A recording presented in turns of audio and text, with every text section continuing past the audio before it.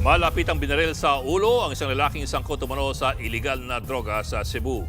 Ang biktima, sinubukan pa raw magtago sa isang condominium para makaligtas mula sa gunman. Nasa frontline ng balitang yan ng ating Visayas correspondent, John Aroa. Tulong-tulong ang mga rescuer na isakay sa stretcher ang lalaking yan sa barangay Mactan, Lapu-Lapu City, Cebu.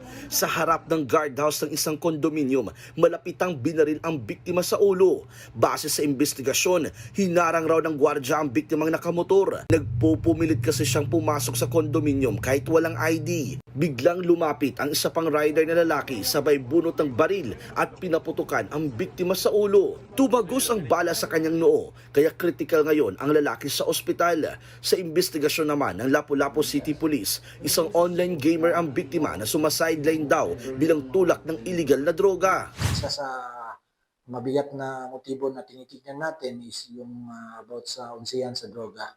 Considering nabuksan na nga ng kapatid yung messenger ng biktima na sinisingil daw siya ng malaking halaga ng pera. Posible raw na napansin ng biktima na may sumusunod sa kanya, kaya pagdating sa subdivision ay gusto niya umanong magtago sa condominium building.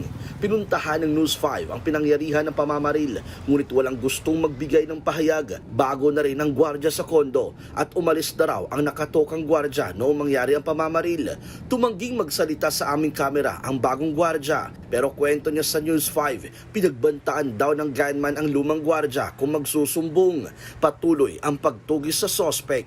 Nagbabalita mula sa frontline, John Aroa, News 5, Visayas. Mga kapatid, Ed Lingaw po, maging maalam at may pakialam sa mga napapanahong balita sa ating bansa. Para sa mas malalimang pagtalakay at paghimay sa mga issue at headlines, tumutok lamang at pag-subscribe sa social media pages ng News 5.